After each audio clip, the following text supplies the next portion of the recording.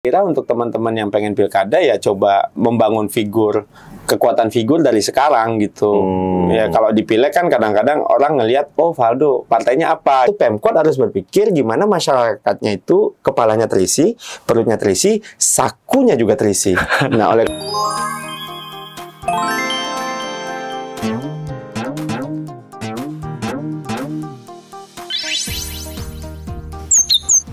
Kembali lagi di podcast Siasat, saling silang pendapat. Hari ini kita kedatangan salah satu politisi muda, tokoh juga, dan sebentar lagi rencananya mau berkontestasi di pilkada. Ini baru desas-desus nih. Nah, langsung aja kita perkenalkan bintang tamu kita hari ini, Bang Valdo Maldini. Terima kasih banyak, Bang Valdo. Terima kasih. Sudah menyempatkan Insya Allah waktunya. bertarung, doakan. Doakan ya, Bang ya. Apa kabar, Bang? Sehat, alhamdulillah. Sehat ya, Bang ya. Sehat. Masih sehat ya, Bang ya. Insya Allah sehat. Insya Allah. Harus sehat. Ini Bang, lagi ramai kan, sudah ramai lah, udah banyak nih berita di media, di halayak ramai juga. Bang Valdo katanya mau maju jadi wali kota Tangerang. Nah, bisa diceritain nggak Bang, kenapa Bang? Kenapa harus Tangerang dan kenapa Abang yang 2019 kan Abang nyalek ya Bang? Dari legislatif lah, Abang sekarang ke eksekutif. Bisa Bang ceritain nggak Bang, kenapa pilihannya Bang, dan kenapa Tangerang Bang? Iya, sebenarnya kan kalau bicara apa ya, karena kan kami adalah orang yang memang memilih politik sebagai pilihan karir ya, dalam tanda kutip gitu. Bahwa kan tugas politisi itu sebenarnya dua. Pertama itu dia berkampanye, yang kedua dia menjalankan tugasnya ketika dia terpilih. Oke. Ya, campaigning and govern lah.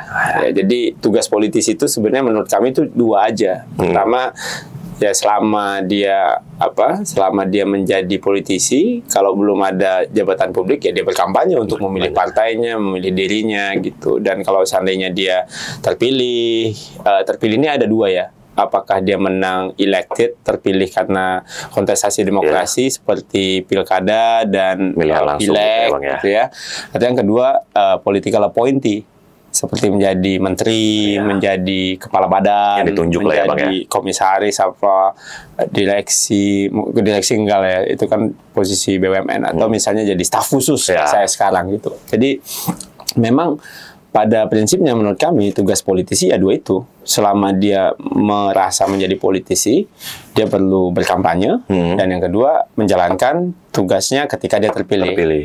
Nah kebetulan kan kami sejak pertama kali menjalani proses politik itu kan memang sebenarnya kami baru 2 kali bertarung. Baru 2 kali. Dan itu dua-duanya pileg. Pileg ya. Pileg 2019 dan pileg 2024. Ya. Pada pileg pertama kami mendapatkan suara sekitar 38 ribuan. Pileg kedua kami mendapatkan suara sekitar 56 ribuan. Nah, kebanyakan memang kan ada growth di situ, ada pertumbuhan. Trennya positif ya Bang ya. Nah, ada pertumbuhan di situ dengan dapil yang berpindah. Karena kami pribadi memang menyadari sekali bahwa ketika Anda menjadi politisi, ketika Anda menjadi kader partai politik, penugasan apapun Anda harus siap. Samina watona ya Bang ya. Dalam derajat tertentu iya, gitu. Karena kita perlu menunjukkan bahwa kita termasuk kader yang juga hadir dan siap dimanapun gitu. Mungkin bernafsu enggak gitu, tapi paling siap mungkin iya gitu loh. Ya, karena kan bicara soal pilkada, misalnya pilkada kan beda sama pileg. Pileg kan pertarungan kolektif. Jadinya betul. Dalam derajat tertentu saya tidak merasa terlalu kalah gitu bicara soal pileg. Kenapa?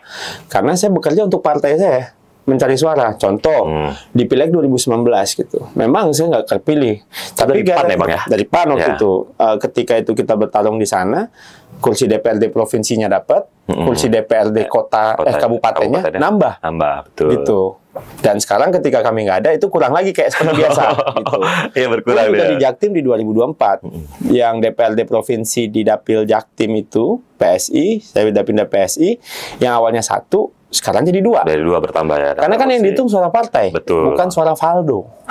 Nah ini kan orang-orang banyak misperception kan di situ gitu, bahwa ya pertarungan pileg ya pertarungan partai, makanya ada senlik, makanya kolektif kolegial. Betul. Nah ketika bicara pilkada, ini pertarungannya pertarungan figur karena apa? Karena memang ya di antara kader partai politik, misalnya saya dari PSI, saya kan butuh dukungan partai lain. Betul. Nah jadinya waktu itu dari Partai Gerindra mengusulkan kami yang untuk dimajukan, yang diusung ya Bang. Dimajukan untuk sebagai calon wali kota Tangerang. Dan ya Partai Gerindra berkomunikasi dengan PSI, ya dalam pertemuan itu Ketua Umum Partai Solidaritas Indonesia Mas Kaisang ya kami jalankan tugasnya. Berarti dari PSI sendiri rekom atau surat tugas Bang? Atau sebenarnya rekom udah ada dari PSI. PSI yang sudah ada tuh rekom dari PSI, Gerindra, Nasdem, PAN, itu dari tangan. Ya hari ini mungkin dalam beberapa waktu ke depan PKS. Ya. Berarti itu kursinya, berarti PKS itu 6 ya Bang ya? Gerindra? Seingat kami totalnya itu 22 lah. 22 kursi. Dari 50 kan ya Bang ya? 50 betul. Lawan agak udah dapat Golkar PDI. Golkar PDI tetangga sebelah ya. Gitu. Nah, berarti kan Abang maju di Tangerang yang notabene-nya Bang, dalam tanda kutip Tangerang ini kan ada salah satu poros yang sudah sangat kuat lah Bang gitu, maksudnya kayak Golkar sudah besar di sana gitu. Nah, ada seorang politisi muda ujuk-ujuk datang ke Tangerang mengkonsolidasi partai. Bisa Bang ceritain nggak buat yang misalnya netizen atau pendengar podcast Siasat, Abang ini sebenarnya siapa? Basicnya apa? Kalau kita mungkin udah tahu, mungkin Abang bisa jelasin nggak profil Abang ini dari awal Abang meniti karir sampai Abang ada di posisi Abang hari ini? Ya sebenarnya kan kami memang pada akhirnya memilih politik sebagai jalan hidup itu dimulai sejak mahasiswa ya. Karena ketika itu kami aktif di BEM. Ketua BEM ya Bang ya? Iya, sempat menjadi ketua BEM UI 2012 dan di situ terpantik lah. Kayaknya banyak persoalan yang kita hadapi memang pada akhirnya ujung-ujungnya ke politik gitu. Karena kami lihat bahwa banyak hal-hal besar ditentukan oleh para pengambil kebijakan, which is mereka adalah bagian dari politik, kader partai politik dan orang-orang politik, gitu. Jadi ketika itu saya memang orang yang bapak ibu nggak ada darah politik, bahkan keluarga besar pun tidak ada turunan politik. Jadi memang belajar di jalanan gitu, dan saya kuliahnya pun juga fisika, bukan ilmu politik ya. Tapi hal ini ya pengen saya sampaikan ke teman-teman, pada akhirnya Anda semua bisa jadi politisi gitu. Karena tergantung Anda pengen ngapain. Anda pengen menjadi apa, Anda pengen bikin apa dan sebagainya. Dan proses dari kampus itu berlanjut sampai selesai studi, pada akhirnya kami memilih menjadi politisi, tentunya sampingannya berbisnis lah ya, karena kan menjadi politisi itu pilihan karir kita menjadi ASN, menjadi profesional, otomatis tertutup itu otomatis tertutup, karena kan kadang beberapa sektor pekerjaan tidak membolehkan kita untuk berpihak secara politik. Jadi ya kalau teman-teman pengen jadi politisi, mau nggak mau opsi yang tersedia ya menjadi pengusaha, dalam derajat tertentu juga mungkin menjadi tokoh masyarakat, tokoh agama dan sebagainya. Jadi dari situlah kami mulai meniti karir pelan-pelan gitu, pelan-pelan dari berpindah partai juga dalam derajat tertentu gitu, sehingga dari situ ya sama seperti ini sebenarnya, sama seperti teman-teman yang di profesional sebenarnya. Karena kan pada akhirnya Anda juga akan memulai dari staff dulu. Ya, betul. Pasti dari bawah dulu ya Bang ya. Dari senior staff, dari senior staff jadi manager, habis itu general manager, habis itu VP, baru jadi director gitu-gitu, dan presiden atau apapun itu. Sebenarnya pathway-nya mirip gitu. Tapi mungkin eksposan soal karir di politik ini nggak banyak, karena memang yang organik dari bawah mencoba bertarung berkali-kali itu kan nggak banyak yang mau berdarah-darah dulu ya Bang kan. Dan sebenarnya kami kira kami masuk politik secara serius baru tahun 2018. Sekarang tahun 2024. 6 tahun. Baru 6 tahun. Sama lah saya kira sama teman-teman yang berbisnis, paling tahun ke-7, tahun ke-8 baru ketemu polanya bisnis yang cocok. Atau teman-teman yang profesional pun mungkin tahun ke-7, ke-8 yang pada akhirnya menemukan posisi yang ideal, yang di awal belajar gitu. Dan sama juga sepertinya seperti orang yang berdagang gitu. Karena kan tadi berkampanye kan dalam dunia bisnis kayak sales ya betul, kan? marketing marketing gitu. Tapi toko kita bukanya cuma 5 jam. Iya. Dari jam 7 pagi sampai jam 12 siang. Jam 12 siang, Pencoblosan. Iya, betul. Ya, jadi ya mau nggak mau ya sebenarnya saya melihat politik nggak jauh berbeda sama dunia yang lain. Polanya sama. Polanya Bang, ya? mirip gitu, tapi memang di politik banyak urusan publik yang pada akhirnya dieksekusi, dibahas, dan diperjuangkan gitu. Sehingga kami kira dalam hal ini ya apa yang kami capai hari ini sebenarnya biasa aja gitu. Tapi bukan sesuatu yang spesial atau apapun iya, itu. cuman kan gitu. Mengambil jalan di politik itu kan bukan keputusan populis ya Bang ya. Maksudnya kebanyakan orang kan lebih banyak polanya biasanya kalau udah selesai karir ya, atau sudah rasa-rasanya sudah settle gitu Bang, gitu, baru mau masuk. nyemplung gitu. Nah, kalau Abang kan seperti yang Abang bilang tadi, Abang tidak punya darah politik. Apa yang memantik Abang sampai Abang kok kayaknya gue harus ngambil jalan ini deh, nggak ngambil jalan profesional? Di BEM itu, karena ketika di BEM itu ya callingnya datangnya di situ, sama kayak hidayah kali ya. Okay. Jadi setiap orang kan punya panggilan masing-masing dan betul. Waktunya beda. Gitu. Saya kebetulan mungkin karena banyak di organisasi mahasiswa, ngurusin komunitas, ngurusin masyarakat, ngurusin media, ngurusin pers dan lain-lain. Ya panggilannya mungkin datang lebih cepat karena ekosistemnya di situ. Ekosistemnya Abang berkecimpung di situ. Iya, gitu, ekosistemnya ekosistem di komunitas-komunitas yang ngurusin urusan orang. Ya kan? Ya kayak dulu di BEM UI kan harga bawang naik aja ketua BEM didatengin gitu. Betul. Terus saya pikir-pikir siapa nih yang bikin harga bawang naik? Oh, ternyata ada pengimpor. Ini siapa nih yang buka kuota impor? Oh, ternyata Menteri Perdagangan. Oh, siapa itu Menteri Perdagangan? DPR komisi berapa? Akhirnya gitu kan. Akhirnya dirunut pelan-pelan itu ketahuan ya, Bang. Pelan pada akhirnya ketika kita tahu tujuan kita, ya kita pasti tahu pada akhirnya gimana cara mencapai tujuan itu.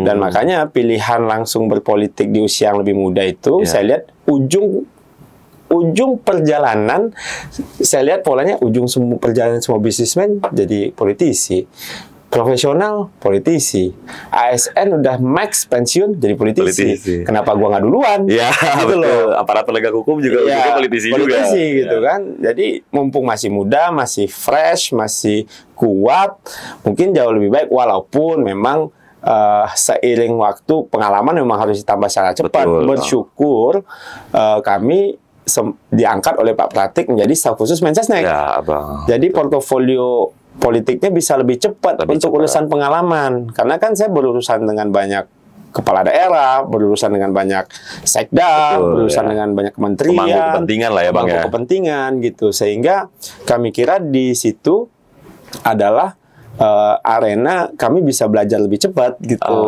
Saya beruntung sih sebenarnya. Iya, kemarin aku pernah lihat statement Abang, katanya Abang udah sempat ketemu Pak Jokowi Bang mengenai ini. Ngobrol apa aja Bang sama Pak Jokowi Bang? Ngobrol pilkada. Gimana tanggapan Pak Jokowi Bang? Ya Pak Jokowi ya memberitahu bahwa ya harus kerja keras. Karena kan beliau memang sama ya, orang yang berpolitik juga bukan dari darah politik juga. Gitu kan, memulai karir dari wali kota, beliau paham persoalan kota, beliau berikan masukan terkait bagaimana cara kampanye, beliau juga bertanya soal partai politik, dukungan kalau pilkada. Ini kan pilkada pertama saya Mas sebenarnya, pilkada pertama saya yang saya bilang ke Pak Presiden, Pak mohon izin Pak, bagaimana? Ya beliau bilang kerja keras Mas, nggak ada cara lain.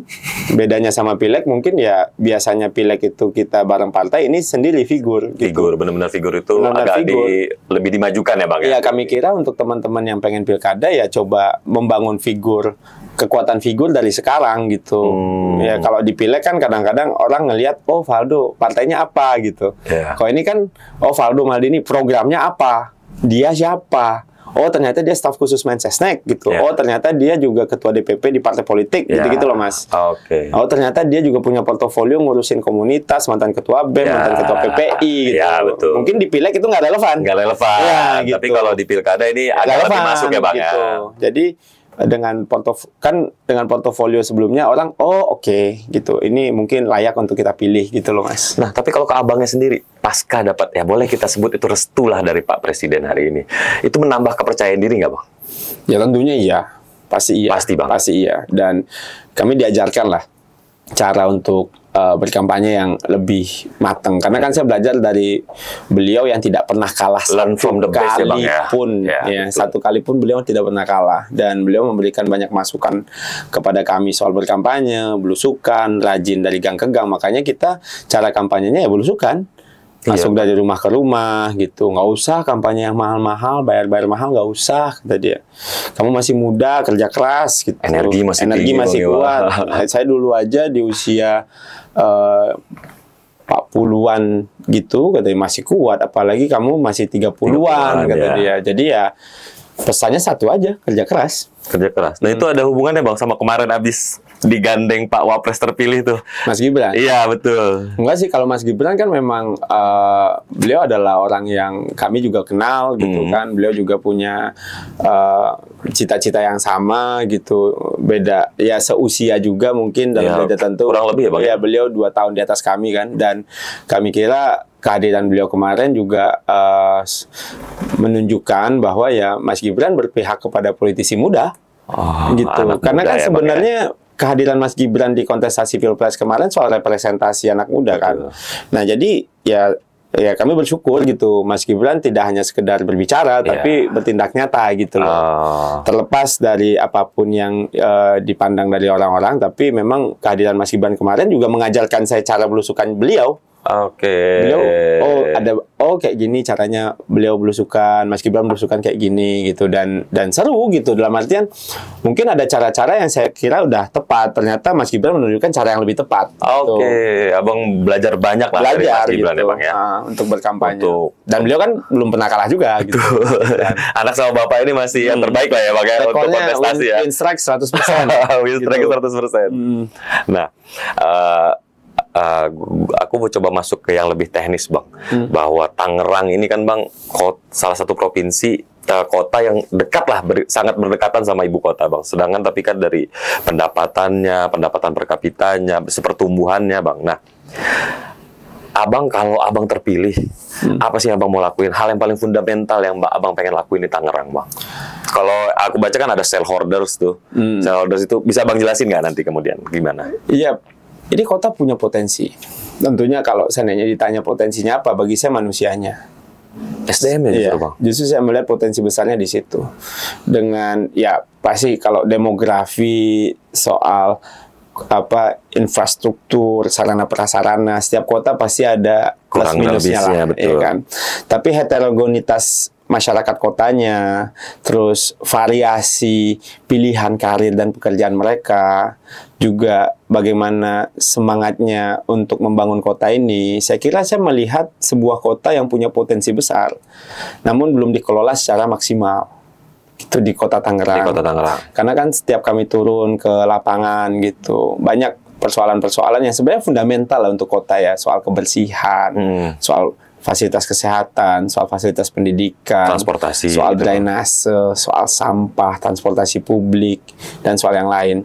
Nah, kami karena portofolio sebelumnya adalah yang lebih sering mengurus komunitas, di BEM ngurus komunitas, di Stafsus ngurus komunitas, di partai pun juga ngurus komunitas gitu. Jadi kami memang kandidat yang berangkar dari masyarakat gitu loh, berangkat dari masyarakat, rahim rakyat lah. Iya gitu, yang pada proses kita menyusun program, model kampanye, kita memang langsung bersentuhan sama masyarakat gitu. Mungkin kita ya juga mengerti bagaimana birokrasi bekerja gitu. Kita juga mengerti bagaimana bisnis bekerja di daerah itu. Kita juga mengerti bagaimana organisasi sektor ketiga bekerja di situ. Karena kita bagian dari situ. Jadi ya saya memang pendekatan yang akan saya bawa adalah pendekatan yang lebih partisipatif.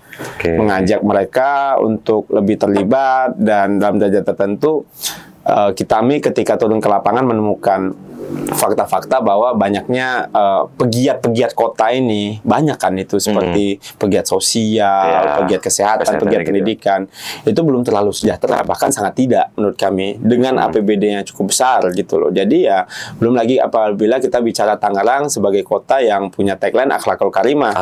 Tentu saya punya concern terhadap berapa pondok pesantren yang kualitasnya bagus di situ, tenaga pengajarnya di situ, dan juga ustadz-ustadznya di situ gitu. Bagaimana anak-anak ini benar-benar bisa berbuat baik ya. Bagi sesama dan beribadahnya juga oke gitu. Jadi ya pasti di tahun pertama pasti fase yang akan kita tempuh adalah fase-fase memang total melayani.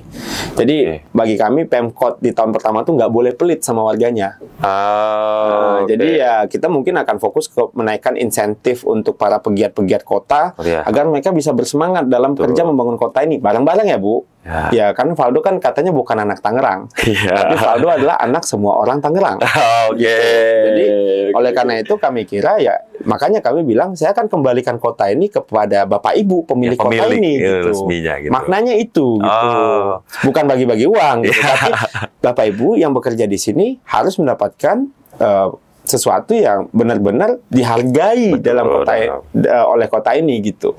Kita mungkin ya akan berusaha menaikkan insentif para tenaga pengajar, guru PAUD, ustadz, tokoh agama, pemuka masyarakat, Pak RT, agak gede ya, Bang, RW, kan sebenarnya mereka yang bersentuhan langsung dengan masyarakat gitu. Ya, oleh karena itu yang akan menjadi strategi awal kita gitu. Dan paralel tentunya kita juga berpikir gimana kota ini juga menarik bagi orang-orang gitu. Tentunya kita akan perbaiki infrastrukturnya, jalan, infrastruktur bangunan, sekolah harusnya tambah jumlahnya gitu. Partnership sama pemerintah pusat bisa, partnership sama swasta bisa, partnership sama luar negeri juga bisa gitu loh. Oleh karena itu tahun pertama dan kedua itu tahun pertama fokus ke pelayanan, memperbaiki pelayanan kesehatan, pelayanan pendidikan, kader-kader kita bikin lebih semangat, ibu-ibu lebih semangat, Pak RT lebih semangat, Pak RW lebih semangat. Jadi semangat kolektivitasnya muncul. Nah, ketika semangat kolektivitasnya muncul, sarana dan prasarananya udah paralel saya perbaiki. Gitu. Maksudnya bagaimana bisnis itu mulai punya trust dan kepercayaan diri untuk investasi di Tangerang gitu kan.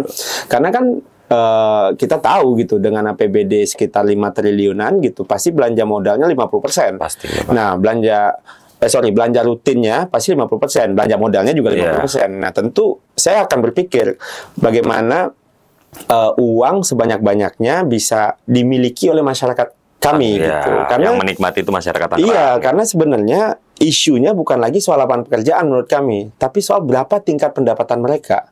Kenapa? Karena ada sekitar 40% masyarakat di Tangerang itu dengan konsumsi per bulannya itu 1,2 juta. Tapi ada masyarakat yang di bawah garis kemiskinan yang hanya bisa mengkonsumsi 746.000, jumlahnya banyak juga. Jadi ada gap nih di sini. Gapnya lumayan ya, Pak. Iya. Jadi ini karakter dari daerah kota penyangga lah. Penyangga ya. Nah, mereka punya uang, tapi mungkin living cost-nya nggak kuat. Betul. Nah, oleh karena itu Pemkot harus berpikir gimana masyarakatnya itu kepalanya terisi, perutnya terisi, sakunya juga terisi. Nah, oleh karena itu yang perlu saya fokus ke belanja modal, menciptakan banyak bisnis, lapangan kerja, merapikan apa yang sudah ada. Terus setelah itu, yang ketiga, mungkin kita akan mulai expand keluar. Ketika ini udah di tahun ketiga, ketika ini udah beres semua, pelayanan oke, infrastruktur oke, saya akan mulai buka.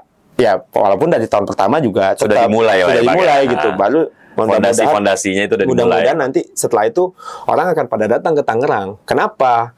Ya karena tempat wisatanya oke, hotelnya bagus, 5 menit dari bandara, gitu, fasilitas tersedia. Di situ juga kita bikin banyak fasilitas pendidikan. Kenapa? Karena saya mikir masyarakatnya nih. Ya kan, guru-guru yang terbaik di seluruh Indonesia saya panggil untuk mendidik anak-anak di kota kami gitu. Sehingga nanti pada akhirnya itu akan berjalan sendiri. Dalam 5 tahun saya kira ini akan tercapai. Nah, menurut Abang tadi SDM-nya Tangerang sendiri, kota Tangerang sendiri itu sudah siap belum, Bang? Bahkan maksudnya dengan visi misi itu kan kadang ada SDM-nya sebenarnya secara kolektif ya, bukan personal gitu, Bang. Belum siap nih dengan program-program yang sudah lebih mutakhir gitu loh, Bang. Menurut Abang, SDM Tangerang sendiri sudah siap belum dengan program-program itu? Kami kira untuk berubah, tugas pemimpin itu kan mengajak ya. Mengajak mereka, menciptakan harapan bagi mereka, menghadirkan optimisme bagi mereka, sehingga mereka merasa oke. Kayak saya jujur, saya pengen kerja. Jujur aja, saya nggak punya bisnis di Tangerang. Saya nggak punya tanah di Tangerang. Ya, jadi saya nggak ada kepentingan apapun selain bekerja. Gitu. Jadi saya dalam 5 tahun ini bayangan saya gimana caranya masyarakat kota ini benar-benar happy. Pokoknya 3 pilarnya: work, play, and life. Mereka itu aman bekerja di sana, nyaman untuk hidup di sana dan bahagia di sana. Karena kota ini milik mereka kan. Iya, betul. Saya datang untuk mengembalikan kota ini kepada ibu dan bapak dan teman-teman saya gitu. Betul, mendistribusikan keadilan sosial ada bahasanya. Dalam derajat tertentu itu gitu. Pola pendekatannya pasti begitu. Karena kami kira tugasnya pemimpin, saya dan Mas Fadlin wakil kita ya, kita mau kerja gitu. Kita benar-benar kebayang gitu apa yang akan kita kerjakan dalam 5 tahun dan insya Allah beres gitu. Kan banyak yang berpikir kayak 5 tahun dulu, habis itu periode kedua. Kita fokusnya 5 tahun ini. Setelah itu nggak tahu, setelah itu mudah-mudahan berhasil, Tangerang keren, teman-teman happy, bapak ibu saya happy, ya itu soal lain. Jadi ya kami kira tugas kita ya bekerja aja, dan saya percaya bisa. Nah, Bang, tadi kan Abang bilang dengan APBD 5 triliun cukup lah, tapi kalau misalnya bisa bawa program dari pemerintah pusat ke sana bakal lebih baik lagi gitu, Bang. Nah, menurut Abang, pemerintah pusat, hari ini kita bicara berarti elected presiden kan Pak Prabowo ya, Bang ya? Yep. Apa namanya, gubernur, wali kota dan bupati itu harus inline nggak menurut Abang sama presiden terpilih? Biar kemudian bisa berjalan beriringan gitu loh, Bang. Nggak saling... Kan ada juga istilahnya gubernur itu bukan oposisi lah bahasanya gitu. Wali kota itu bukan oposisi yang harus menjalankan instruksi dari pusat. Nah, menurut Abang gimana? Harus inline atau enggak, Bang? Ya, dengan pengalaman kita waktu di Setnek, kita melihat banyak sekali Pak Presiden harus turun ke bawah gitu. Karena banyak kebijakan yang dikeluarkan oleh pusat itu di daerah itu tidak dieksekusi dengan baik dan tepat. Makanya Pak Jokowi sering ke daerah, sering ngelihat jalan tiba-tiba di Lampung yang rusak, gitu contoh-contohnya kan. Ya, saya kira dengan tantangan zaman hari ini, sinkron dan satu lain itu jadi penting. Bahwa ketika semua kepala daerah itu adalah bagian dari orang, ya sebenarnya kan kalau gubernur kan memang sudah pasti perpanjangan pemerintah pusat, ya, betul. Statusnya di undang-undang pun begitu, ya kan. Dari apapun partainya, mau di koalisinya, mau apapun beda pun, pada akhirnya mereka adalah perpanjangan tangan dari pusat. Tantangan yang dihadapi oleh pemerintah kota adalah bagaimana caranya, dan mereka yang memang langsung ketemu warga kan. Pemerintah kota kan benar-benar punya wilayah. Langsung, betul ya, Bang. Benar-benar punya area, benar-benar punya region gitu. Jadi sehingga pemerintah kota yang bisa bersinergi dengan baik dengan provinsi, bersinergi baik dengan pusat, tentu akan membuat masyarakat lebih bahagia sebenarnya gitu. Banyak keuntungan yang bisa dibawa ya, Bang. Kami kira iya, karena kita bisa lepas dari perdebatan politik yang menciptakan ketidakpastian, ya kan? Karena kalau ada kepastian, pasti orang-orang akan senang untuk investasi. Orang-orang akan senang untuk bekerja fokus saja, nggak terlalu banyak drama politik, gimmick-gimmicknya nggak terlalu banyak, gesekannya terlalu banyak. Jadi pimpinan daerah lebih fokus bekerja dibandingkan berpolitik gitu loh. Karena kan ketika Anda menjadi kepala daerah, ya Anda harus bekerja dengan benar walaupun Anda memang posisi politik gitu loh. Jadi kami kira dengan satu garisnya antara presiden, gubernur dan wakil gubernur, itu kami kira akan lebih mempercepat. Program visi dan misi itu bakal lebih berjalan ya, Bang? Kami kira ya. Oh gitu. Nah, Bang, berarti Abang kan sekarang udah mungkin 24 jam bagi Abang hari ini masih kurang kali ya, Bang, ya untuk bekerja gitu lah, Bang, dalam artian Abang bekerja politik. Sejauh ini, Bang, dinamika politiknya gimana, Bang, Tangerang, Bang? Dinamika politik partainya Abang sudah dapat dukungan dari Gerindra, dari Nasdem, dari PAN dan PSI. Nah, dinamika politiknya gimana menurut Abang? Kecenderungannya bagaimana? Kemungkinan chance Abang untuk bisa ngelawan Abang, lawan petahana berarti nih ya, Bang? Iya. Lawan petahana itu gimana, Bang? Iya, saya selalu yakin bisa lah. Maksud saya politik, ya betul bahwa politik juga tergantung dengan partai politiknya. Tapi saya percaya apabila seiring berjalannya waktu kan partai politik yang mendukung makin bertambah. Dan jujur saja kita sebenarnya sudah bisa berlayar lah dalam tanda kutip. Tapi tentunya kita semakin banyak partai politik yang mendukung kita pasti jauh lebih baik. Tangerang Kota kami kira yaitu karena kekuatannya di masyarakatnya seru sebenarnya gitu, di bawah bagaimana mulai adanya yang berpindah, karena kan sebelumnya kota ini dianggap tidak ada penantang. Ya, betul, ya kan? Bang. Dia penantang. Relatif udah kalah sana aja gitu. Terus tiba-tiba kedatangan kami membuat semarak untuk kontestasi pilkada jadi lebih ramai, alhamdulillah gitu. Dan kita juga sangat terbuka dengan dari pihak tetangga yang ingin bergabung gitu kan, karena kami memang bukan kandidat yang tertutup, bukan kandidat yang melihat ini jadi permusuhan Ya, gitu. betul. Jadi biarkan hijrah sendiri secara otomatis gitu. Karena banyak sekali belakangan kami lihat memang yang sebelumnya udah di sana bergabung dengan kami. Patut kami syukuri tentunya. Sehingga dinamika itu kemungkinan akan terus terjadi lah sampai hari pemilihan. Dan kami pastikan kami akan bekerja dengan maksimal, menawarkan program yang lebih baik, insya Allah menawarkan harapan baru dan cara eksekusi yang baru, cara pandang yang baru. Karena jadi tinggalkan pakem lama kalau gitu, Bang. seandainya ingin berubah dengan apa yang kami bawa, kami juga tidak menutup pintu. Ya, bahkan dalam jada tertentu, kalaupun kami menang, pasti kami akan urus semuanya. Nggak cuma yang milih doang. Iya, gitu. Insya Allah begitu. Itu adalah komitmen yang kami tanamkan berdua dengan Mas Fadlin, bahwa kita memang pengen sama-sama bangun kota ini. Ya, kontestasi itu ya, Bang, iya, kontestasi ini adalah bagian yang memang harus kami jalankan gitu. Tapi ya ketika kita menang, kita nggak bisa sendiri.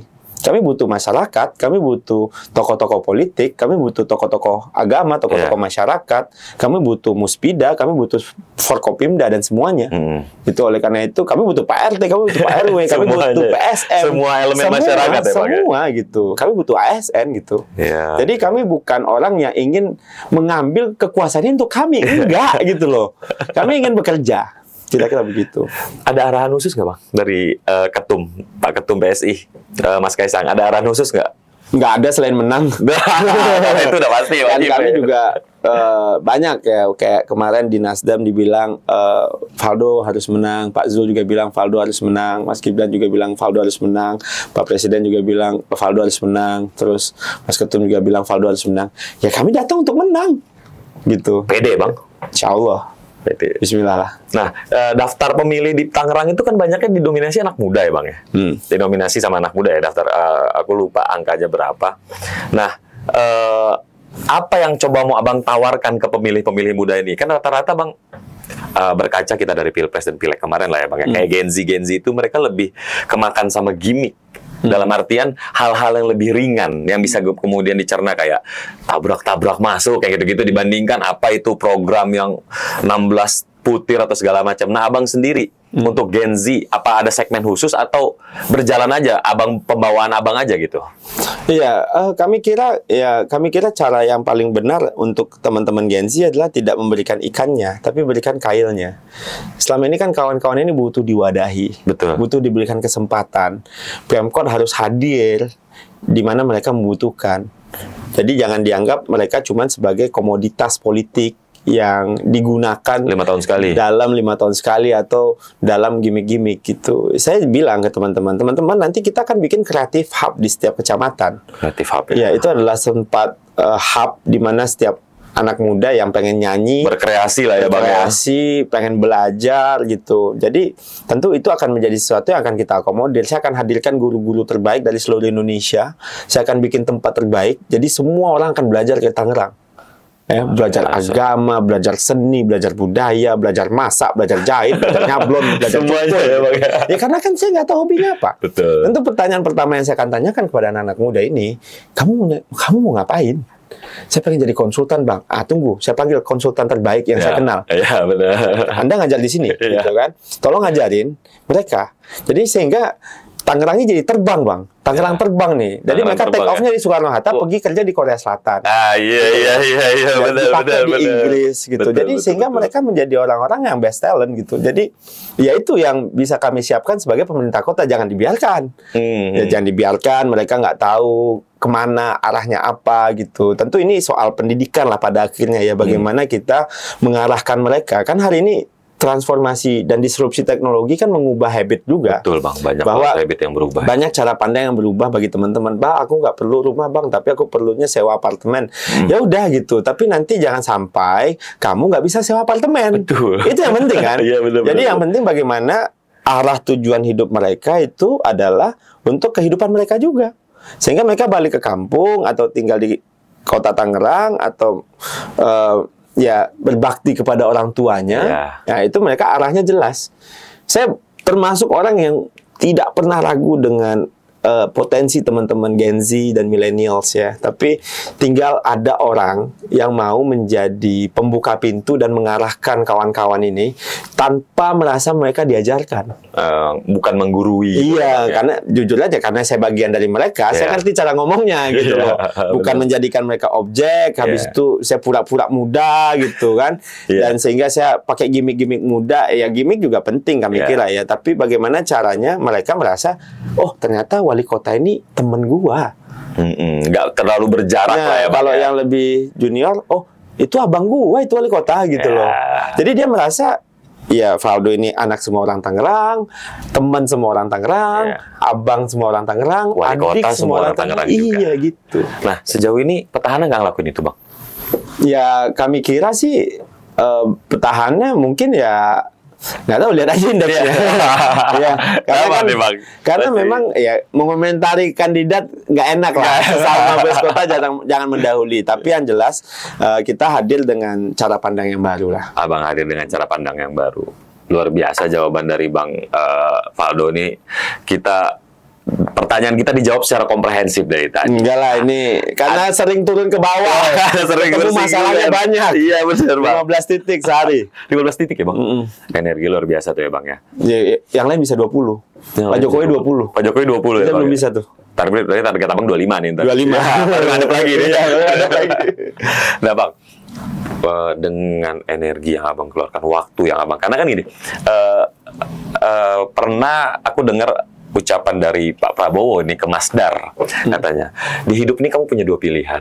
Kamu menikah, punya anak, menjadi profesional. Berangkat jam 9, pulang jam 7, setelah itu menghabiskan waktu sama keluarga. Dan itu baik, gitu ya Bang. Tapi ada pilihan lain. Dan gue lihat mungkin abang ngambil pilihan yang kedua nih. Menikah, punya anak, lalu mendedikasikan diri terhadap masyarakat dengan cara-cara kerja politik tadi. Sejauh mana Bang peran keluarga di karir abang sampai sejauh ini? Luar biasa sih.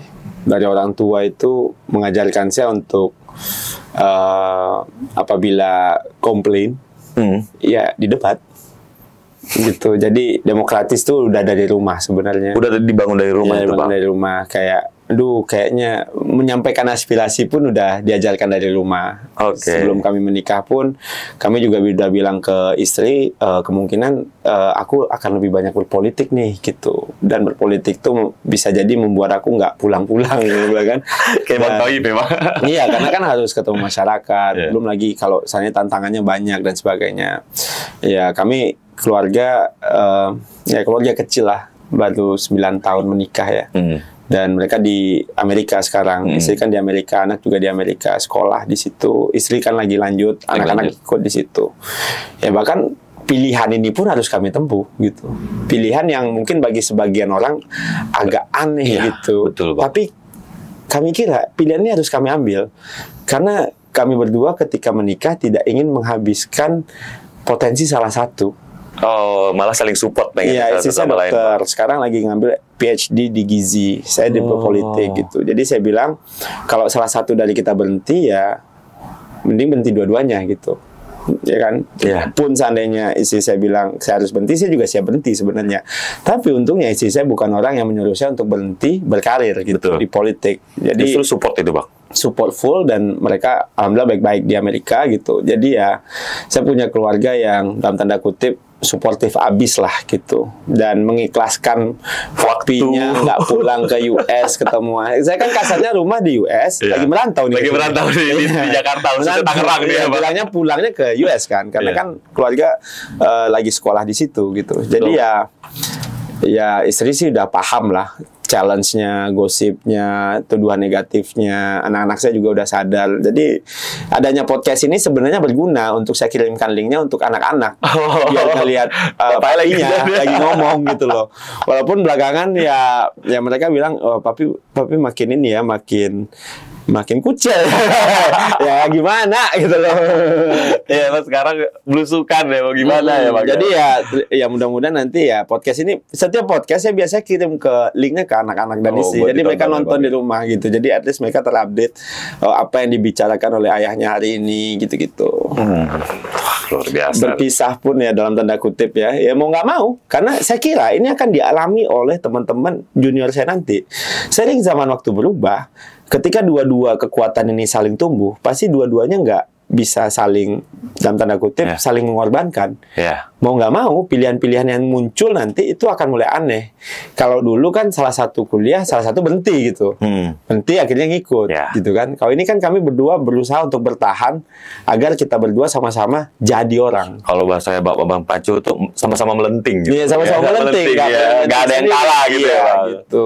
Jadi ya saya support selalu perempuan yang bekerja, perempuan yang menempuh pendidikan gitu. Saya selalu support karena dari awal saya bilang ke istri saya menikahi kamu bukan untuk bikin kamu mati dalam tanda kutip karirnya gitu. Kamu harus lebih hebat daripada saya gitu. Kalau bisa sih. Tapi ibu bapak juga support banget Bang. Support banget dan karena kan ada juga orang tua yang dengar anaknya diomongin negatif segala macam udah kalau gitu. Papa mama udah kebal, mertua udah kebal semua. udah imun gitu. Udah. Dan saya kira mungkin banyak teman-teman yang juga masih memahami gitu kenapa Bang Faldo butuh waktu untuk menang gitu, karena Bang Faldo bukan bagian dari elit, bukan bagian dari kekuasaan. Bang Faldo sama seperti saya, orang-orang biasa. Jadi mudah-mudahan nanti kalau ini menang, insya Allah saya pastikan akan lebih banyak orang-orang kayak kita, orang-orang kayak yang punya kesempatan yang sama. Luar biasa nih, nggak kerasa ya kita kalau ngobrol sama orang yang komprehensif tuh mantap banget ya Bang. Latihan. Nih terakhir nih Bang, terakhir. Tolong Abang kasih statement ke warga Tangerang nih yang bakal nonton. Statement terbaik yang Abang kasih ke mereka itu nanti biar kita potong di TikTok ya. Kita potong di TikTok nih Bang, nih statement terakhir buat warga Tangerang atau tagline Abang apa, silakan Bang. Ya, masyarakat Kota Tangerang, saya Faldo Maldini, mungkin udah sempat ketemu di jalan, lagi senyum-senyum sendiri ya. Ya, maklumlah senyum itu ibadah gitu ya. Di sana juga ada nomor handphone saya, Bapak Ibu dan teman-teman semua di baliho itu. Itu nomor yang memang saya gunakan, bukan admin, saya yang balas satu-satu. Dan saat ini saya tugas di istana, Pak Jokowi pun atau Pak Menteri pun WA pun ke situ gitu loh. Jadi nggak akan diubah. Jadi Bapak Ibu WA aja kalau ada persoalan. Jadi wali kota yang akan terpilih nanti insya Allah adalah orang yang ibu dan bapak punya nomor handphonenya. Ibu bisa curhat, ibu bisa komplain, ibu bisa marah, ibu bisa ngundang kondangan, khitanan dan sebagainya. Saya ingin mengembalikan kota ini kepada ibu bapak semua. Karena bapak ibu yang lebih lama hidup di sini, lebih lama bekerja di kota ini, bapak ibu yang lebih lama bermimpi di sini. Apabila bapak ibu bekerja di kota ini dengan baik, tentu Pemkot tugasnya adalah menghadirkan kebaikan itu. Apabila Bapak Ibu bisa bermimpi di kota ini, tentu Pemkot tugasnya adalah memastikan Bapak Ibu bisa bermimpi di kota ini. Apabila Bapak Ibu bisa berbahagia di kota ini, tugas Pemkot adalah bikin Bapak Ibu bahagia. Itulah yang dinamakan Tangerang Maju. Itu yang akan kami bawa. Semoga Bapak Ibu termasuk orang-orang yang berada di barisan kami. Makasih. Luar biasa. Terima kasih banyak Bang Faldo. Mudah-mudahan ini bukan pertemuan pertama dan terakhir kita Bang. Bukan yang terakhir Bang. Amin. Next kalau sudah elected mudah-mudahan ya. Amin ya. Mudah-mudahan kita undang lagi lah ya Bang Faldo lah ya Bang ya. Mudah-mudahan kita kita belusukan. Seragamnya udah beda, betul. Kita soal pembangunan kota Tangerang. Iya siap Bang, siap luar biasa. Bang, terima kasih banyak Bang udah nyempatin waktunya Bang ya.